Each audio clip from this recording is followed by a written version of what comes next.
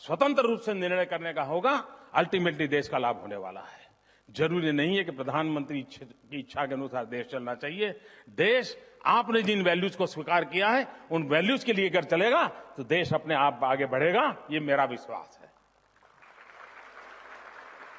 और उस बात को हमको लेकर के चलना चाहिए। हमने एक छोटा सा इनिशिएटिव लिया। देखिए, देश की ताकत देख कीजिए।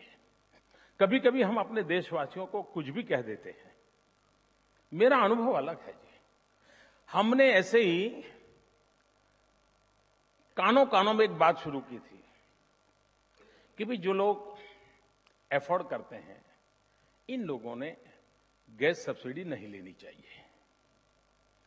अब जो लेते थे वो कोई सरकार कोई 500 रुपया नहीं मिलते, कोई भूखे नहीं रहने वाले, लेकिन ध्यान नहीं था। ऐसे चलता है यार, ध्यान नहीं था। सहज रूप से हमने बातें बातें में कहा, मैंने कहीं पब्लिकली नहीं कहा था, और मैं हैरान था, मैं सचमुच में हैरान था। 2 लाख लोगों ने वॉलेंटरीली अपनी गैस सब्सिडी सरेंडर कर दी। कानों कानों पे बात पहुंची। ये देख करके मेरा विश्वास बढ़ा, तो मैंने अभी ऑफिशियली पिछले हफ्ते लॉन्च किया कि भाई जो एफोर्ड करते हैं उन्होंने गैस सब्सिडी को सरेंडर करना चाहिए। और सरकार का इरादा सब्सिडी बचा करके तिजोरी भरना नहीं है। हमारा इरादा ये है कि अगर आप एक सिलेंडर छोड़ते हो तो मैं वो सिलेंडर उस घर को देना चाहता हूं जिसमें लकड़ी का चूल्हा है और जिसके कारण पॉल्यूशन होता है और जिसके कारण उनके बच्चों को धुएं में पलना पड़ता है और बीमारी का घर हो जाता है। मैं फाइनेंशियल इंक्लूजन की बात जब करता हूं, तब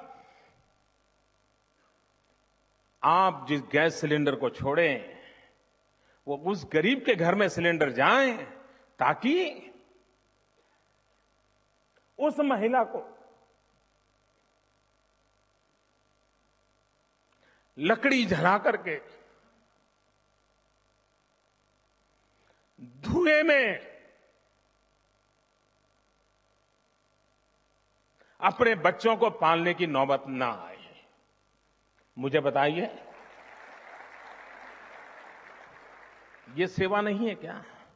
मैं विश्वास करता हूं कि सभी हमारे बैंक अपने सभी कर्मचारियों को विश्वास में ले, बैंक एक बैंक रिजॉल्व करे कि हमारे बैंक के 20,000 कर्मचारी हैं, हम सब्सिडी छोड़ देंगे। सारे इंडस्ट्रियल हाउस डिसाइड करें कि हमारे इंडस्ट्रियल हाउस में 5,000 एम्प्लॉई है, हम सब्सिडी छोड़ देंगे। और इसका मतलब ये नहीं कि वो इंडस्ट्री उनको पैसे दे, ये मैं नहीं चाहता। वॉलेंटरी देना यानी देना, हर एक व्यक्ति का। अगर हिंदुस्तान में हम 1 करोड़ लोग ये गैस सिलेंडर की सब्सिडी छोड़ दें, इतनी ताकत रखते हैं, 1 करोड़ गरीब परिवारों में जहां लकड़ी का चूल्हा जलता है, जिसके कारण जंगल कटते हैं, जिसके कारण कार्बन एमिशन होता है, जिसके कारण गरीब के बच्चे को धुएं में पलना पड़ता है। फाइनेंशियल इंक्लूजन हर छोटी चीज में संभव होता है। अपने आचरण से, अपने व्यवहार से, अपने विजन से यह संभव होता है। मैं फिर एक बार आप सबका बहुत आभारी हूं। मैंने काफी समय ले लिया, लेकिन मुझे विश्वास है, मैंने पहले ही कहा था, मेरा ये सॉफ्टवेयर नहीं है, मैं इस क्षेत्र का नहीं हूं, लेकिन मैं जिस बिरादरी में पैदा हुआ,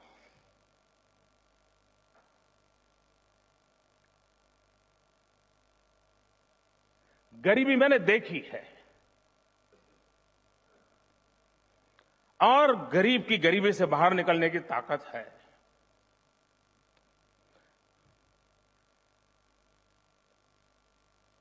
थोड़े हैंड होल्डिंग की आवश्यकता है, थोड़ा सा हैंड होल्डिंग करने की ताकत बैंकिंग सेक्टर के पास है। आइए हम सब मिलकर के देश को गरीबी से मुक्त कराने के अभियान को, फाइनेंशियल इंक्लूजन के इस मिशन के साथ आगे बढ़े। मेरी आप सबको बहुत बहुत शुभकामनाएं। धन्यवाद।